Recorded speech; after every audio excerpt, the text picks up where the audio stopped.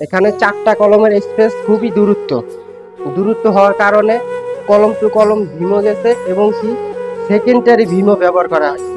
এর অর্থাৎ আমাদের যে সেলাপের যে ছাদের যে সেলাপের লোডটা আছে সেই লোডটাকে গ্রহণ করবে এই সেকেন্ডারি ভীমটা।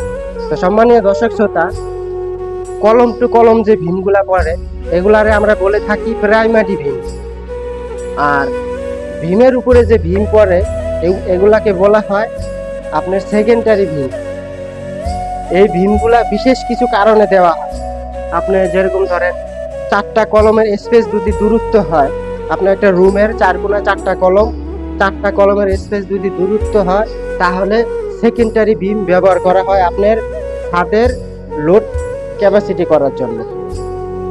আর কলম টু কলম যে ভীমগুলা পড়ে এগুলাকে আমরা প্রাইমারি ভীম বলে থাকি, ঠিক আছে। তারপরে দেখা গেছে ওই যে মাঝখানে ভীমগুলা দেখা গেছে এগুলা হচ্ছে কি সেকেন্ডারি ভীম।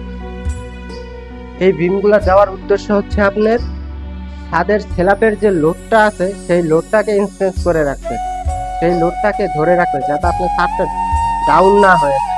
এই কারণে সেকেন্ডারি ভীমগুলা প্রায় বাড়িতেই ব্যবহার হয়ে থাকে। তো এরকম ভীমগুলা ব্যবহার হওয়াতে আমরা অনেকে মনে করি যে আসলে কলম টু কলম ভীম পড়লো না, এতে ক্ষতি হবে কিনা। আসলে দেখেন, এটা ডিজাইন ক্যালকুলেশন করে তারপরে আপনার সেকেন্ডারি ভীমগুলা ব্যবহার করা। দেখা গেছে আপনার কলমের দূরত্ব বেশি হলে তখন সেকেন্ডারি ভীম ব্যবহার করতে হয়।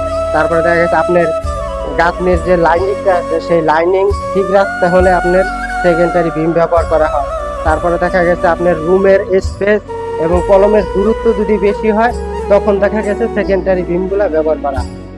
তো বিভিন্ন কারণেই এরকম সেকেন্ডারি ভীমগুলা ব্যবহার করা হয়। ভীমের উপরে যে ভীম পড়ে এগুলা ব্যবহার করা হয়। এখানে 4টা কলম আছে, এই 4 কলমের রুমের স্পেস যদি বড় হয়ে থাকে এই কারণে সেকেন্ডারি ভীম ব্যবহার করা হয়।